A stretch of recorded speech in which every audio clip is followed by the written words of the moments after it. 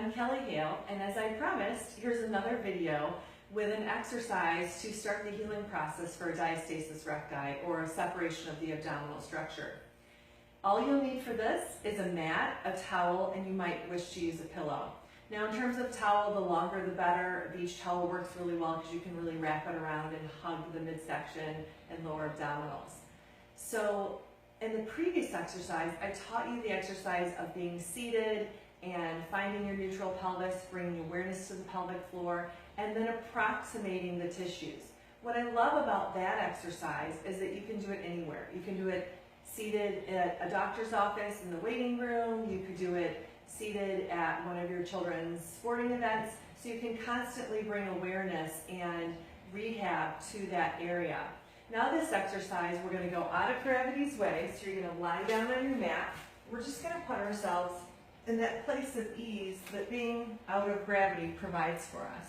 You want to have the towel placed underneath your ribs and low back.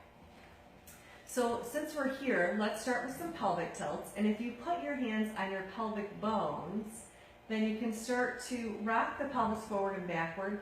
And each time you do this, it's like a reassessment. Where is my pelvis wanting to rest?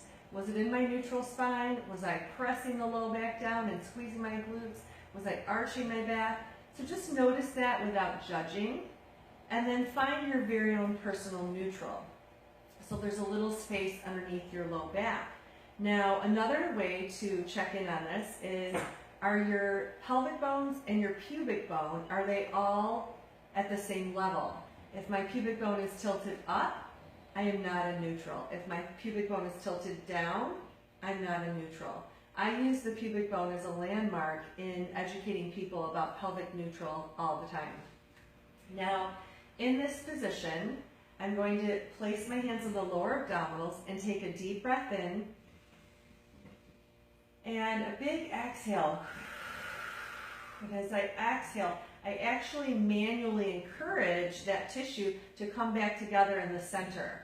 Now, if you have a diastasis, you'll know if it's above or below the belly button, and focus your efforts in that specific region. Go ahead now and grab your towel and take a deep breath in and big exhale. Hug the towel around and help to encourage, with this outside support, that reconnecting of the abdominal tissue. And then open back up, deep breath in, and exhale, reconnecting that tissue.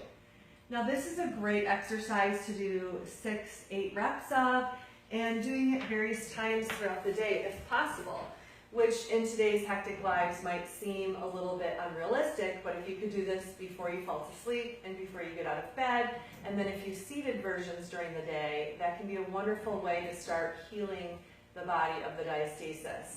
Again, this is a very beginner exercise, and there are many more exercises that you would do.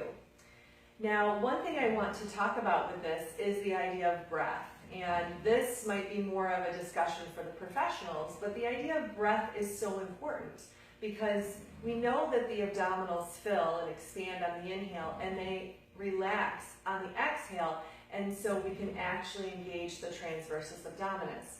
Now, one of the things I have found through the years in working with people with diastasis is that very often their breathing is improper. And very often, as I tried to trace where is that coming from, their diaphragms were off. Not just the respiratory diaphragm that everyone thinks of, but we actually have a lumbopelvic diaphragm, a respiratory, a thoracic, and a cranial diaphragm. And just a few weeks back, I was working with a gentleman with a history of diastasis, and his was from improper biomechanics in lifting heavy items. And I noted that his breath was reversed, and then I did find that his diaphragms were closed off.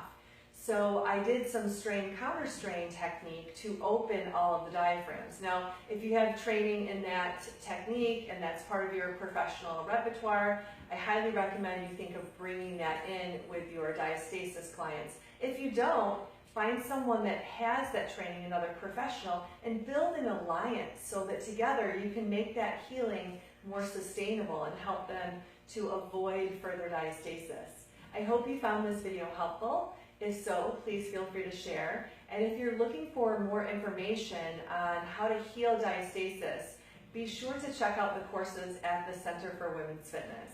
Thank you.